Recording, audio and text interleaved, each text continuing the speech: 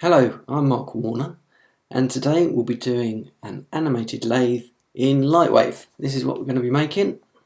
It's the 80s, look at that, lovely. Okay, let's get the concept out of the way first, and we'll create a basic pie chart. So select disk with your control key selected, find the center, draw out a nice evenly spaced circle like that. Alphanumeric. Where's the sides? Let's go for, we want plenty of sides, so let's give it 100. So okay, that's fine. Let's close that down. F2 to center that. We need to give this pie chart plenty of segments. So let's bevel that in. Change that to points, detail, weld, average. There we go. Now, check we've got enough sides there and everything's happy with that. We'll extrude. There we go. We won't actually be using them at this point, but that looks pretty nice to me. So let's undo that because I don't need that just yet. Now for this technique, we only need one of these segments. So let's start at the top. We'll select that one, Shift, quote, we'll invert the selection, delete. There we go, that's lovely. Let's move that up a little bit and give it a bit of thickness. So extrude that down. So that's basically a slice of our pie. Right. Save that, send it to layout. Welcome to layout. Right, here we go. So dope editor, we'll open that. Camera, we don't need to see that. Light, let's turn that off for now. Now Windows is going to be even more all over the place than usual in LightWave as I'm on my laptop. So you may have to bear with me a little bit. So there's my pie chart. Now this technique uses instances. So to quickly get some instances is we select the pie, as we've done there. Alt-C on the Mac, don't know what it is on the PC. It's a handy little shortcut because it will create a null, and if we open properties, it will have created an instance generator pointing to that pie, that piece of pie there. Now we'll start off by actually turning off that original piece of pie because we don't need to see that. So we'll just work on the instance. So open up that window. Let's close these down. So quite simply, let's texture that so we can see what we're doing. Pie chart, radial array. Now, what we need to do is in here, we need to enter the number of the segments that made up the disk earlier, which, if you remember, was 100 pieces. And it gives me that. Go to radius, because it's all set at the pivot. 0 radius, lovely. Nothing there, but we need to go to rotation where it says alignment rim. There we go. So that basically is just recreated what we had in Modeler. So now, just by animating the end angle, look at that, we've got an animated lathe, lovely. So 0, let's go to frame, I don't know, 30. Envelope, stick in a keyframe, stick in a keyframe.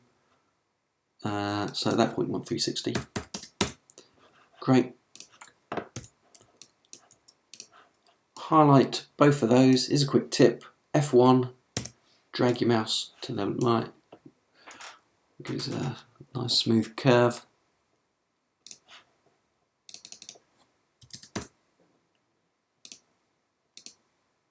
Look at that. Easy as pie.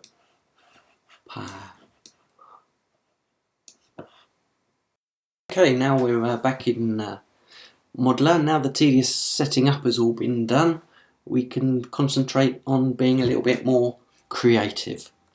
So let's go.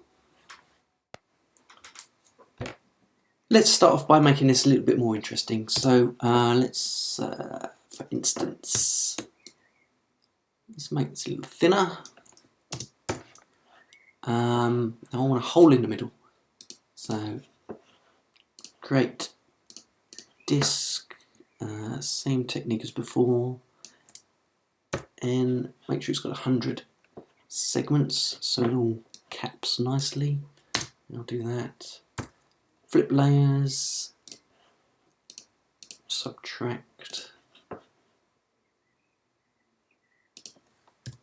delete that, don't need that. Merge points.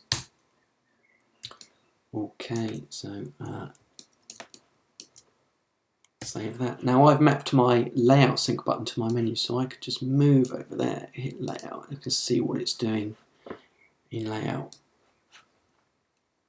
Which is kind of handy. So because we're not restricted to one object per layer, what I'm going to do is copy, paste, T, move that down a bit, just to show what can be done. So it's layout, so we've got 2 disks there. So again, set to origin,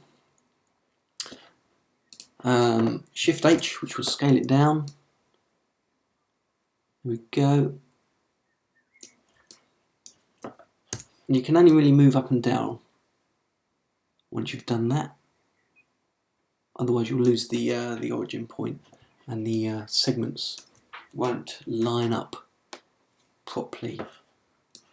So there you go. Now you can copy, paste again, move it up. Perhaps it needs to be close to the origin. There you go. See, move it up. A little bit too thin.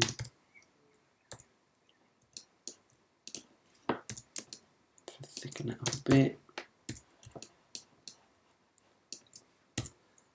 Save that. Let's have a look what that looks like so far.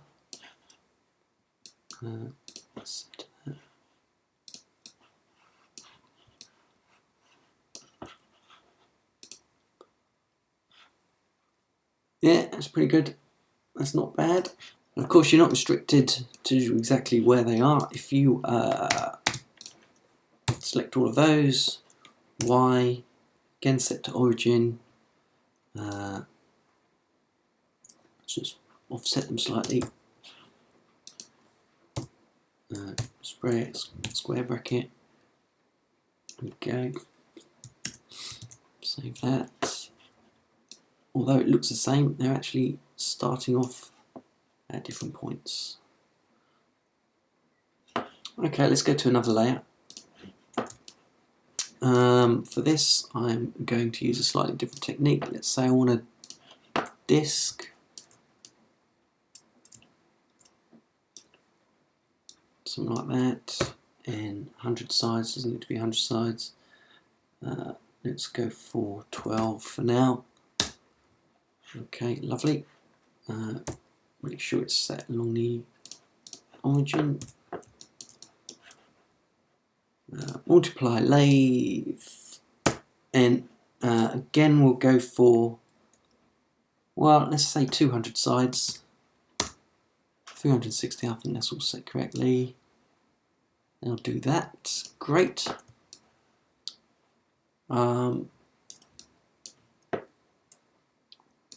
for this, we only need those. So invert selection. Now, because I'm keeping it 100 segments in the instancer, I need 2 segments here. So let's just cap those ends.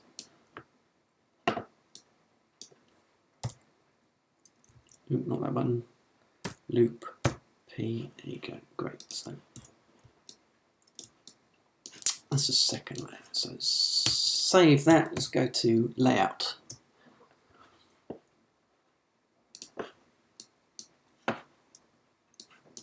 We will clone.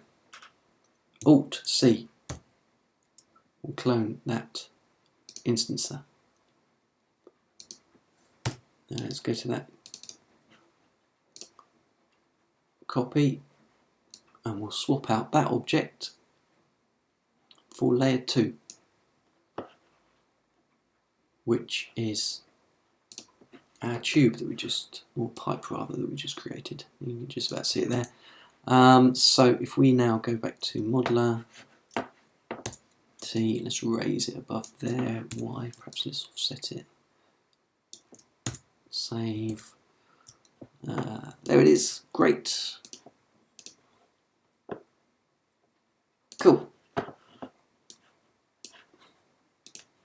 Now we might want it a different pace, so let's select our second instancer, go to the graph editor.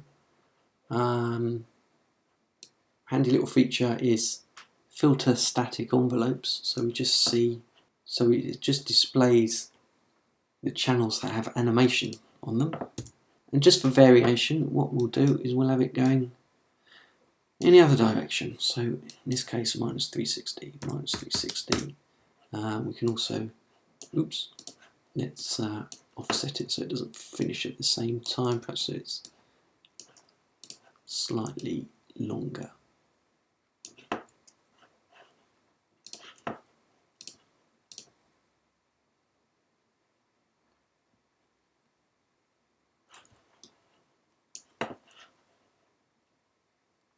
Okay, that's pretty cool.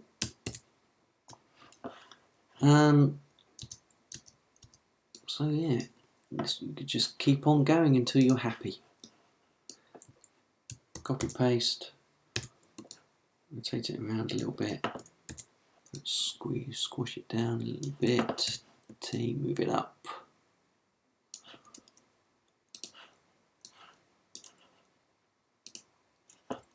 Yeah, that's probably a little bit too close to that one, so move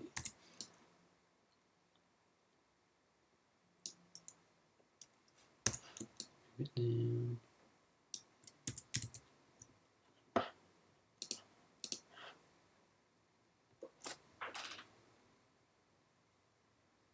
Okay, so that's the basic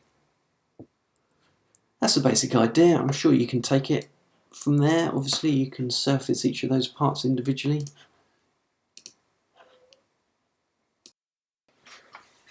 Okay, so back in Modeler, I've just added some hideous colours to my object, and also a little box on one of the layers, just to show dashed lines in there, just for a bit of variation.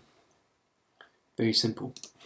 Okay, so what I want to do is finally add a little bit of movement on the oval circles. So for instance, 29 frames. Let's turn to channel edit mode. Let's turn off those two channels, double click. So let's create a keyframe on the heading there. And if we go to this position here, move it, perhaps I need to go in that way, so will that work? So yes, that comes in together nicely. So again, same trick as before. Let's bring it in nice and smoothly. Select those two, F1. In fact, it doesn't really need to come out nicely, does it? It can come out straight out of the blocks. So there we go. That's nice.